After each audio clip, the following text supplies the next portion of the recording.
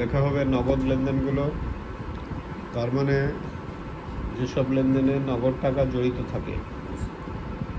ধারে ক্রয় করা হলো ৬,০০০ টাকা, এখানে কি নগদ টাকা জড়িত আছে? নগদ টাকা বাড়া কমার কোনো ব্যাপার আছে? তাহলে এটা নগদান বইতে আসবে না। যেসব লেনদেন দিয়ে নগদ টাকা বাড়ে এটা খাতায় নোট করো, খাতায় নোট করো, করে খাতার মাঝখানে লেখো আগে নগদান বহি। নগদান বহি লিখে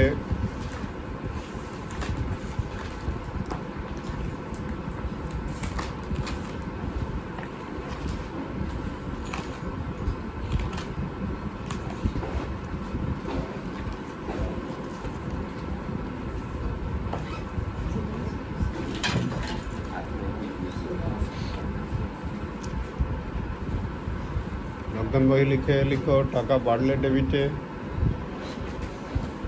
আর টাকা কমলে ক্রেডিটে বসে।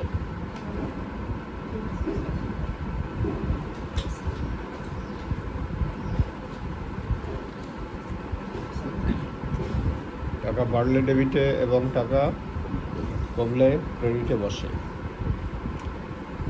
তাহলে নগদ বিক্রয় কোন দিকে আসবে?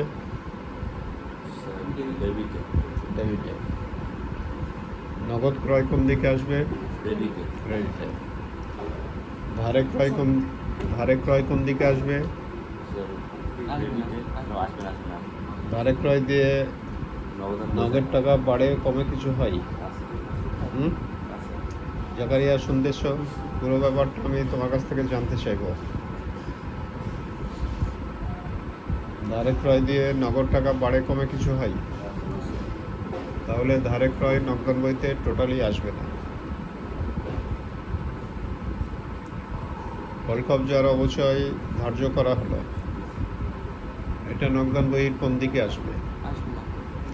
কলকবজার অবচয় জাবেদা হয় অবচয় ডেবিট, পুঞ্জীভূত অবচয় ক্রেডিট। এখানে কি নগদান হিসাব বা ব্যাংক হিসাব জড়িত আছে? যে জাবেদার সাথে নগদান ব্যাংক হিসাব জড়িত থাকে সেগুলোই নগদান বইতে আসে। নগদান ব্যাংক হিসাব জড়িত না থাকলে নগদান বইতে আসে না। ক্লিয়ার? যদি কলকবজার অবচয় ধরো জাবেদা হয় অবচয় ডেবিট, পুঞ্জীভূত অবচয় ক্রেডিট, এখানে কি নগদান বা ব্যাংক হিসাব জড়িত আছে? তাহলে এটা নগদান বইতে আসবেই না। দেনাদারের কাছ থেকে টাকা পাওয়া গেল,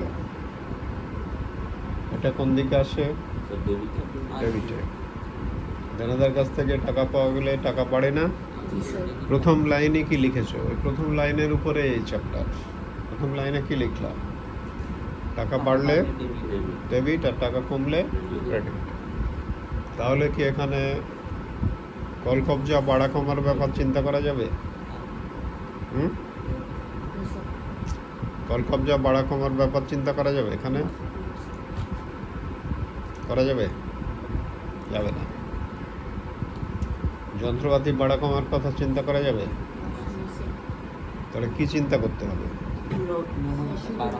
নগদ আর ব্যাংকের টাকা দিয়ে চিন্তা করতে হবে যে নগদ এবং ব্যাংকের টাকা যদি বাড়ে তাহলে ডেবিটে আসে, নগদ এবং ব্যাংকের টাকা যদি কমে তাহলে ক্রেডিটে যায়। এইভাবে টাকাগুলো লিখলা, লিখে কি রেখে দিবা? শেষে কি করা হবে? খতিয়ানের মতোই উদ্বৃত্ত নির্ণয় করতে হবে। এটাও নোট করো। সব লেনদেন লেখার পর এটা নোট করো, সব লেনদেন লেখার পর